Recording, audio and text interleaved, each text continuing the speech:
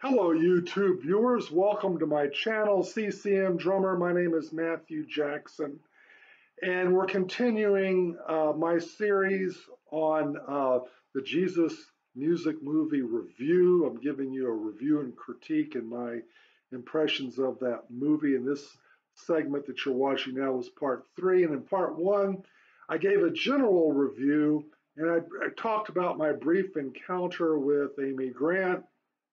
In part 2, I took the producers of the movie to task for inserting a Martin Luther King Jr. soundbite that was made in 1960 and trying to apply it 61 years later in 2021 and illustrated how out of context that was. And also, I rebutted or debunked John Thompson's notion that CCM somehow made a claim on Kirk Franklin's hit song called Stomp. And so I defeated that argument in terms of CCM having anything to do with that song. And part 3, I'm going to continue on my critique. But before I do and start into part 3, please feel free to like or dislike if you disagree. Please feel free to comment. And again, dissenting opinions are welcome, as well as opinions that would be in agreement. Also, please subscribe to my channel. I need some subs. Please watch some of my drum covers. I've covered quite a few CCM songs, and I've covered some CCM songs that no other drummer has covered. The majority of my CCM songs are are songs that no other drummer has covered. So please check that out. So let me go ahead and get into part 3 of this video series. Now, where I left off was John Thompson made a total of 3 quotes. I've basically responded to the first 2. The last quote that he made, he said, "Why is it that there is only one Andre Crouch?" And as Christian music has evolved, it has become more and more segregated. It didn't have to be that way. We had a role model. End of quote. So that's John Thompson's quote. Somehow he has the perception that Christian music, CCM, I guess, when he says Christian music, I assume he means CCM, has become more and more segregated. And it didn't have to be, well, it wasn't that way, and it isn't that way. And first of all, before I delve into rebutting that statement, let me just say this about segregation. Segregation as a concept is not necessarily a bad thing. It depends on the context and how it is used. Now, if we're talking about segregation in terms of civil laws and civil policies that keeps certain groups of people out of access in public areas where other people can access, like we had in the Jim Crow South, for example, where the blacks could only ride at the back of the bus and the whites rode at the front of the bus, where restaurants did not serve blacks in the restaurant area. If a black person wanted to buy food, they had to go around to the back and order their food to go. We're talking about segregated schools, water fountains, restrooms. Of course, that kind of segregation would be a bad thing. But those things, those policies have been corrected. We don't have that type of segregation anymore. Now, when you talk about black and white, you're not just talking about 2 different races, you're talking about 2 different cultures. Music is an art form. Art is an external expression of a culture. It's a culture externalizing themselves. That's how you get in touch with a given culture is you look at their art. Okay, and music is just one art form. So naturally, uh, music created by the Black community is going to be far different than that of the white community. That's not a bad thing necessarily. Now, so you got to keep that in mind when you talk about integration and segregation and stuff like that. So it wasn't that way. We actually, CCM was a lot more integrated than the producers of the Jesus Music movie and John Thompson gave it credit for.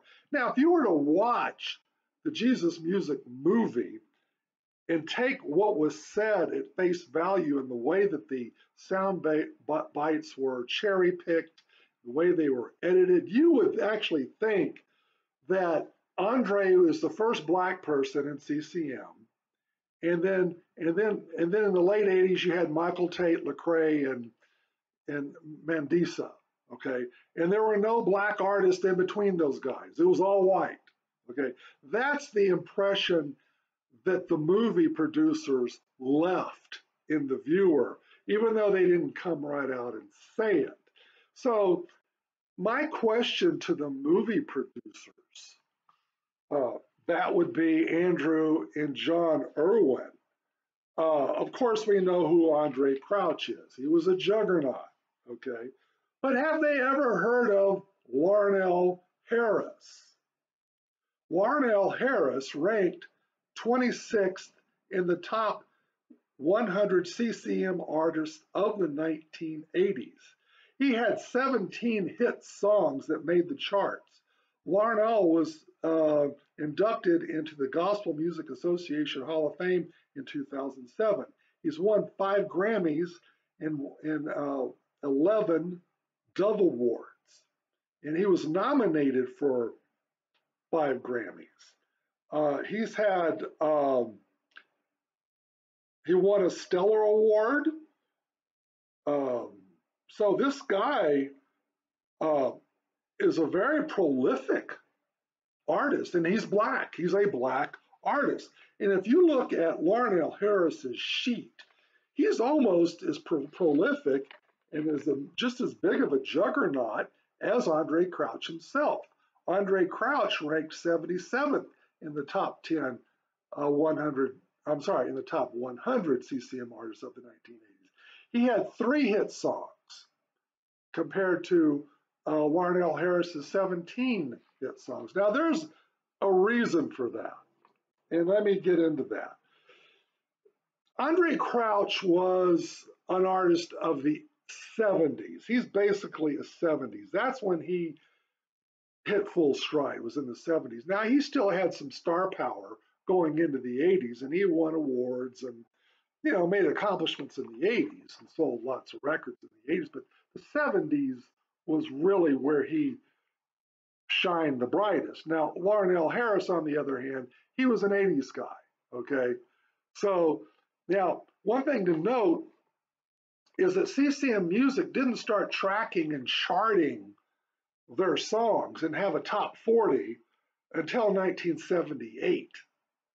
So so for the majority of the 70s, when Andre was rolling and at his peak, his songs weren't charted, even though he may have sold lots of records. There's no charting. Where Larnell Harris had the benefit of charts. So that's why Andre only has 3 hit songs, because those 3 hit songs that I'm talking about were 1980, 81, and 82. You know, post 70s. So that's why. But anyway, Larnell Harris was a big juggernaut, almost as big as Andre himself. But yet, the producers of the movie didn't even have the consideration to talk about Larnell Harris. Let me talk to you about another guy, Leon Patello. He ranked 16th in the top 100 CCM artists of the 80s. He had 10 hit songs. He won, though he was nominated for 3 Grammys. He had a total of 17 CCM albums. Leon Patello used to play for Santana. All right, so he was quite a big star in CCM. And he started out in 1979. His first album came out in 79, Temple to the Sky, and then his last album was in 87. So that's his career span. There's another one, Denise Williams, ranked 38th in the top 100 CCM artists of the 80s with 10 hit songs. Her album called Special Love ranked 50th in the top 50 CCM albums of the 1980s. She won 4 Grammys and got 9 Grammy nominations. So, yeah, Denise Williams. Now, Denise Williams was R&B before she got into. She did a little bit of R&B gospel, then swerved into CCM, but she did enough CCM to get 10 hit songs. So that's pretty good. Have you ever heard of Andres Blackwood? Andres Blackwood and Company. Now, Andres Blackwood was a duo.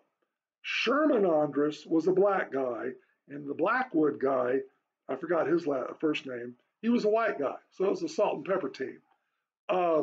Those two, they ranked 25th in the top CCM artist of the 80s. Ranked 25th in the top 100 CCM artists of the 80s. And they had 8 hit songs off 7 albums. Okay, so no mention of Sherman Andres. Another black artist, Phillip Bailey.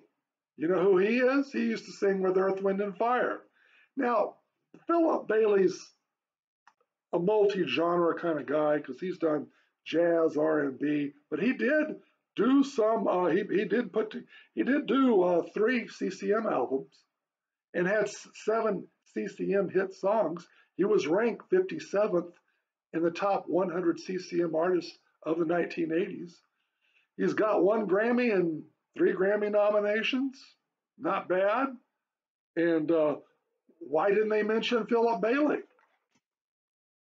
Billy and Sarah Gaines. They ranked 58th in the top 100 CCM artists of the 80s with 7 hit songs and 6 albums. They won 1 Dove Award and they had 3 Dove nominations.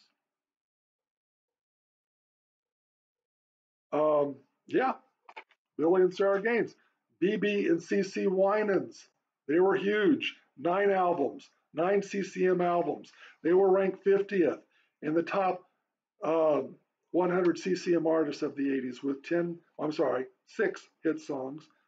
Their song Heaven ranked 39th in the top, the album Heaven ranked 39th in the top 50 CCM albums of the 1980s.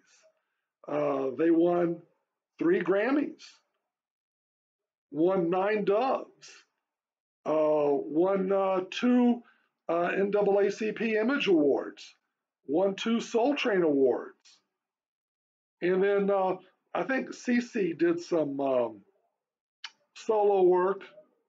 And so, yeah.